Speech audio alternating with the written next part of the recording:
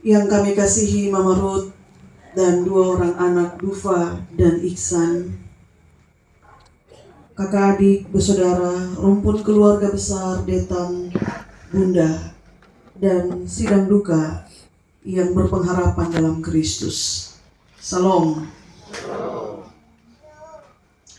Kami duduk di situ dan kami bercerita bahwa seharusnya sesuai dengan jadwal pelayanan pemberkatan pernikahan, hari ini adalah pemberkatan pernikahan untuk anak mendiang, yaitu Dufa. Tapi siapa bisa menyelami pekerjaan Tuhan?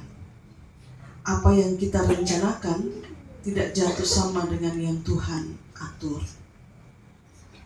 Diaturnya bahwa hari ini bukan tenda sukacita, tetapi ternyata di 12 Juni berdiri tenda duka cita.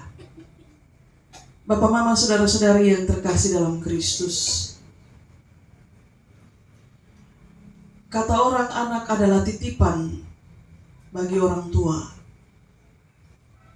Dan karena itu pada suatu hari nanti yang empunya akan datang mengambil apa yang dia titipkan.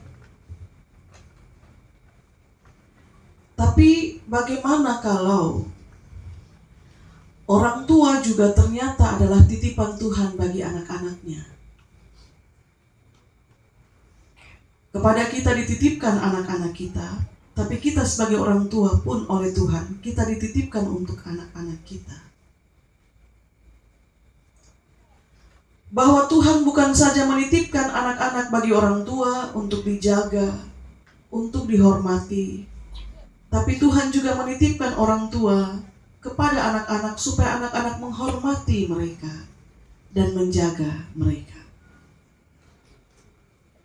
Dalam relasi sebagai orang tua anak, juga dalam relasi sebagai sama-sama titipan Tuhan, kepada kita semua selalu dan telah disampaikan bahwa karena yang ada pada kita itu hanya titipan, dan bahkan diri kita pun juga adalah titipan bagi anak-anak kita, maka suatu hari nanti yang menitip itu akan datang dan mengambilnya kembali. Itulah sebabnya kita selalu menyebut dunia ini hanya tempat titipan, hanya tempat sementara dan fana.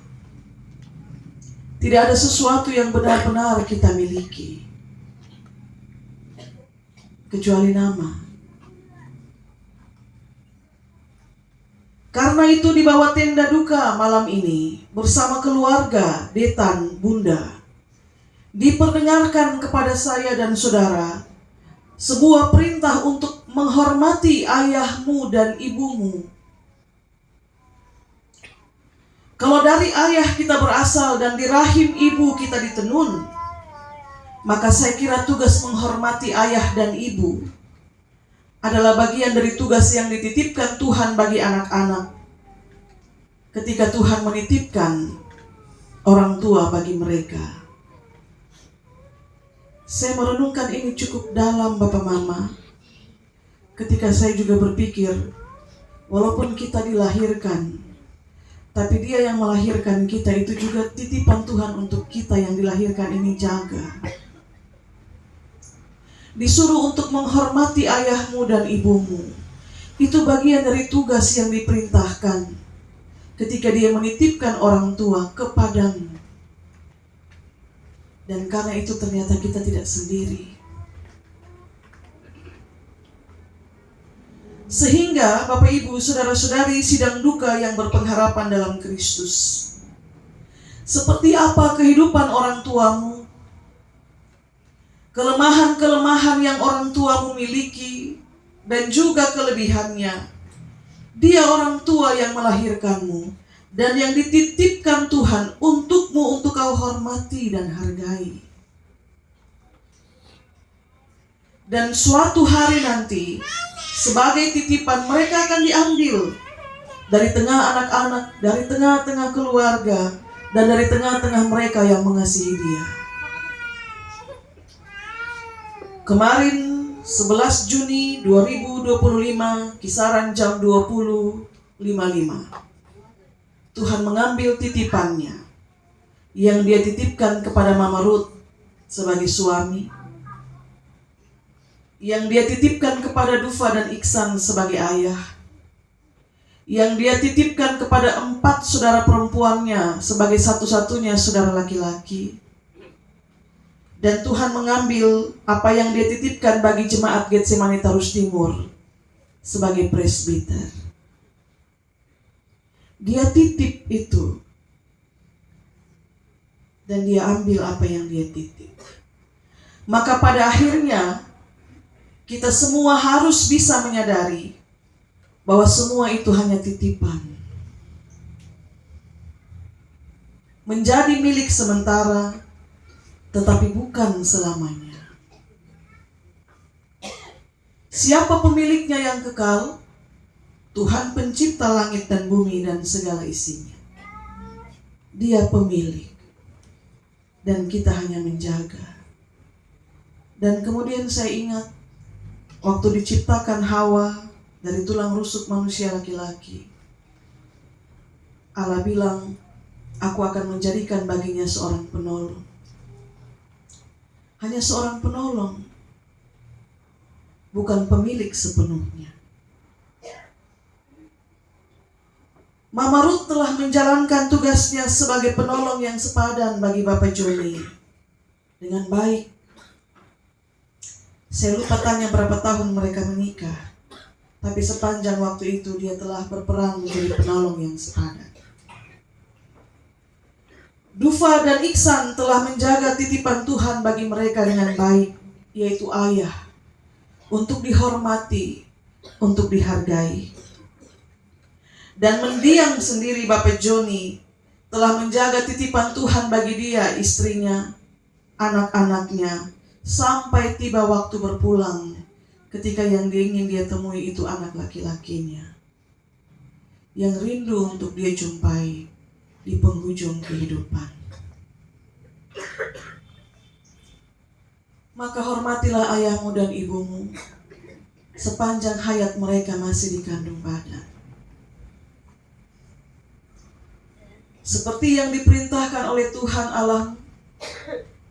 Dan kenapa haruslah terjadi demikian? Supaya lanjut umurmu dan baik keadaanmu di tanah yang diberikan Tuhan kepadamu. Itu ikatan perjanjian bahwa Allah memberikan tanah Kanaan kepada bangsa Israel sebagai milik pusaka. Bukan hanya sekedar kau pergi dan menempati, tapi persyaratannya jelas, dan salah satunya adalah kau hormati ayahmu dan ibumu. Maka dampak dari penghormatan itu adalah di tanah perjanjian itu kau tinggal sampai lanjut umur dan baik keadaanmu di sana.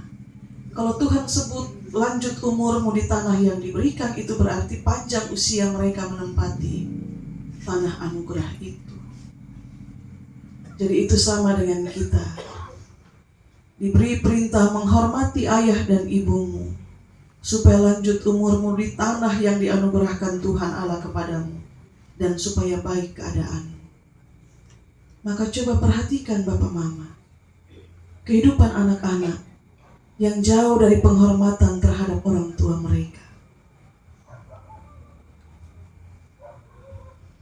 Tidak baik keadaan mereka.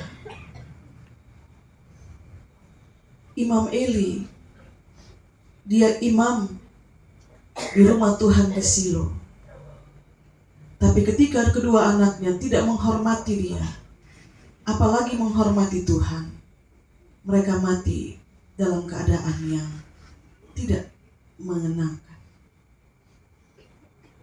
Bapak, Mama, saudara-saudari, di bawah tenda duka kita diingatkan bahwa kita adalah titipan.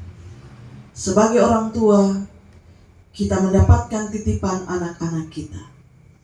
Dan sebagai orang tua, kita dititipkan Tuhan kepada anak-anak kita. Dia yang adalah titipan Tuhan bagi anak-anaknya, dan dia yang kepadanya Tuhan menitipkan anak-anaknya, kemarin telah diambil oleh pemiliknya yang sejati. Sudah diambil. Sepanjang hayat dikandung badan, sekali lagi, hormatilah ayahmu dan ibumu.